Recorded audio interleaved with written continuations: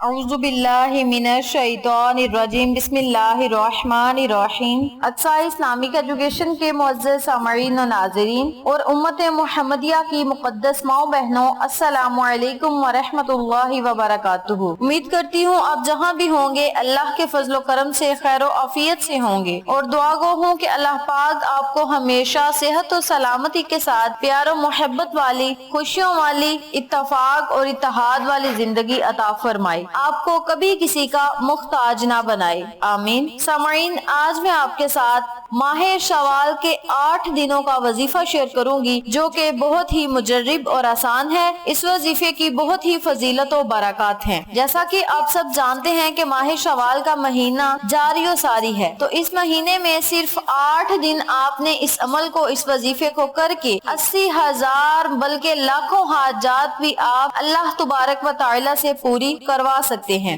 ماہ شوال کے پہلے 8 دن، درمیان والے 8 دن یا آخری 8 دنوں میں بھی آپ اس عمل کو، اس وظیفے کو کر سکتے ہیں، یعنی پورا مہینہ آپ کے پاس ہے۔ جب آپ کو مناسب لگے پورے مہینے میں صرف 8 دن کا عمل ہے اور لاکھوں حاجات آپ کی پوری ہو سکتی ہیں۔ اس عمل کو، اس وظیفے کو آپ لاکھوں کروڑوں حاجات پورا کروانے کے لیے بھی کر سکتے ہیں۔ تمام مشکلوں سے نجات پانے کے لیے بھی آپ اس عمل کو، اس وظیفے کو کر سکتے ہیں۔ دفاع بلیات سے نجات پانے کے لیے، ترقی اور عہدے حاصل کرنے کے لیے، قید سے رہائی پانے کے لیے، مصیبتوں سے نجات پانے کے لیے، قرض کی ادائیگی کے لیے، امتحان میں کامیابی کے لیے، زندگی میں امن و سکون اور خوشحالیاں لانے کے لیے بھی آپ اس عمل کو، اس وظیفے کو کر سکتے ہیں۔ اس کے علاوہ رزق میں کشادگی، دولت میں فراوانی کے لیے، گھر میں خیر و برکت، امن و سلامتی، کاروبار کو وسیع و کشادہ کرنے کے لیے بھی آپ اس عمل کو، اس وظیفے کو کر سکتے ہیں۔ آپ اس عمل کو، اس وظیفے کو لاکھوں کروڑوں حاجات پوری کروانے کے لیے،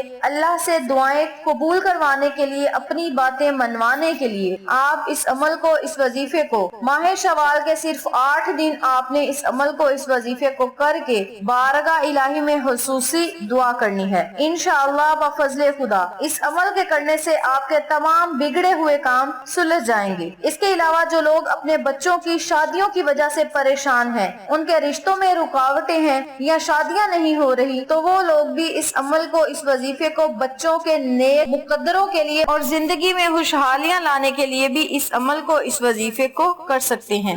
آج کا وظیفہ قرآنی سورت پر منحصر ہے، اور قرآنی صورتیں، قرآنی آیات تو ہوتی ہی بہت طاقتور اور پاورفل ہیں۔ تو آپ سب سے گزارش ہے کہ جس طریقے سے میں آپ کو عمل بتاؤں گی، اسی طریقے سے آپ نے پورے یقین کے ساتھ آپ نے اس عمل کو، اس وظیفے کو شروع کر دینا ہے۔ آزمائش کے طور پہ جو لوگ اس عمل کو، اس وظیفے کو کریں گے، ان کو اس کا نقصان بھی ہو سکتا ہے، کیونکہ اللہ کی ذات کو جب بندہ آزماتا ہے تو اللہ بھی پھر بندے کو آزمائش میں ڈال دیتا ہے۔ تو اس لیے آپ سب سے گزارش ہے کہ اس عمل کو آپ نے اس نیت سے کرنا ہے کہ ہم یہ عمل کر رہے ہیں اور ہمارا یہ کام ہوگا۔ یہ نہیں کہنا کہ ہمارا کام ہوگا یا نہیں ہوگا، بلکہ اس یقین سے آپ نے اس عمل کو کرنا ہے کہ اس عمل کے کرنے سے انشاءاللہ بفضل خدا ہمارا یہ کام ہوگا۔ تو جو بندہ یہ نیت کر کے عمل شروع کرے گا، اسے ہر نیک مقصد میں کامیابی ضرور ملے گی۔ تو وقت کی نزاکت کو مد نظر رکھتے ہوئے ہم اپنے مقصد کی طرف چلتے ہیں۔ وظیفہ ذکر کرنے سے پہلے میری آپ سے گزارش ہے کہ ویڈیو کو آخر تک ضرور دیکھیے گا، اور جن لوگوں نے ابھی تک میرے چینل اقصی اسلامک ایجوکیشن کو سبسکرائب نہیں کیا، وہ نیچے موجود لال رنگ کے بٹن کو دبا دیں اور ساتھ موجود گھنٹی کے بٹن کو دبا دیں، تاکہ میری ہر نئی آنے والی ویڈیو کی اپڈیٹ آپ تک بآسانی پہنچ سکے۔ جزاک اللہ۔ وظیفہ کرنے کا طریقہ اچھی طرح سن لیں، سمجھ لیں اور نوٹ بھی فرما لیں۔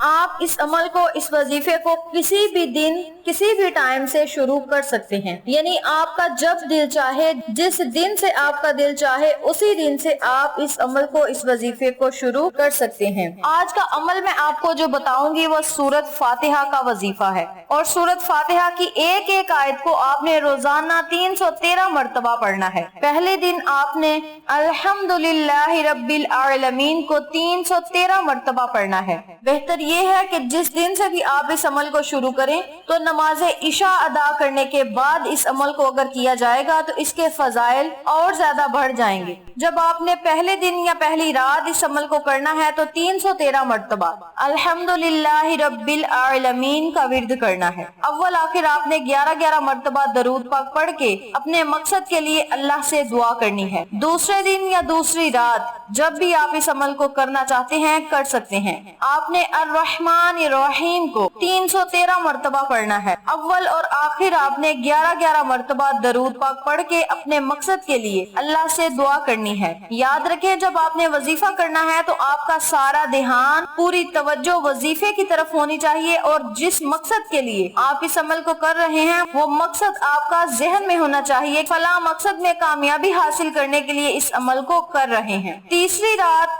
جب آپ نے اس عمل کو کرنا ہے تو آپ نے مالکی یوم الدین کا ورد کرنا ہے۔ اول آخر آپ نے 11 مرتبہ درود پاک پڑھ کے 313 مرتبہ یہ آیت مبارکہ پڑھنی ہے۔ چوتھی رات ایاک نعبد و ایاک نستعین کا ورد کرنا ہے 313 مرتبہ۔ اول آخر آپ نے 11 مرتبہ درود پاک پڑھ کے بارگاہ الہی میں دعا کرنی ہے۔ پانچویں رات آپ نے اہدنا الصراط المستقیم کا ورد کرنا ہے۔ اول اور آخر آپ نے 11 مرتبہ درود پاک پڑھ کے بارگاہ الہی میں دعا کرنی ہے۔ میں آپ کو جو آیت بھی بتا رہی ہوں اس آیت مبارکہ کو آپ نے 313 مرتبہ پڑھنا ہے۔ تعداد زائد ہو جائے تو کوئی مسئلہ نہیں، لیکن کم نہیں ہونی چاہیے۔ یا تو پوری 313 مرتبہ پڑھیں یا تھوڑا سا زائد پڑھ لیں، لیکن کم نہیں ہونی چاہیے۔ چھٹی رات آپ نے صراط الذین انعمت علیہم کو 313 مرتبہ پڑھنا ہے۔ اول آخر آپ نے 11 مرتبہ درود پاک پڑھ کے بارگاہ الہی میں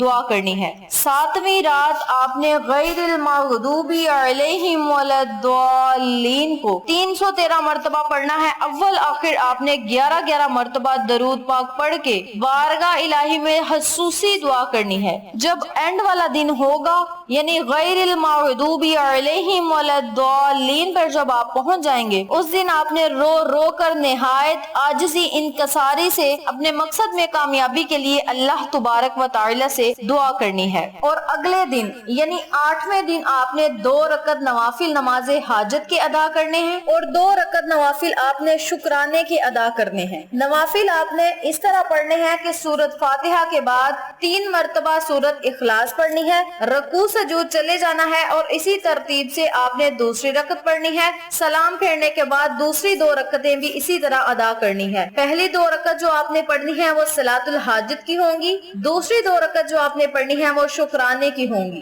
نوافل ادا کرنے کے بعد اسی جگہ بیٹھ جانا ہے۔ 100 مرتبہ آپ نے یا بصیرو یا سمیعو کا ورد کرنا ہے۔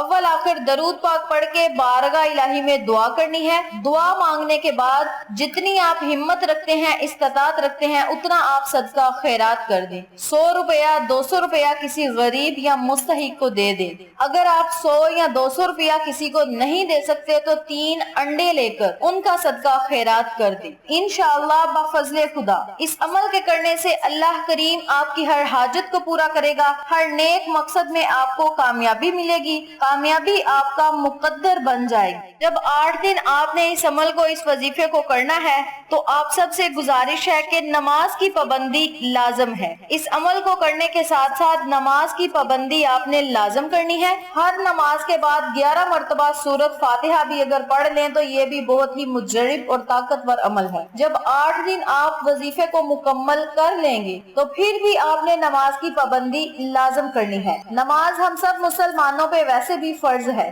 سب سے بڑا وظیفہ ہے نماز۔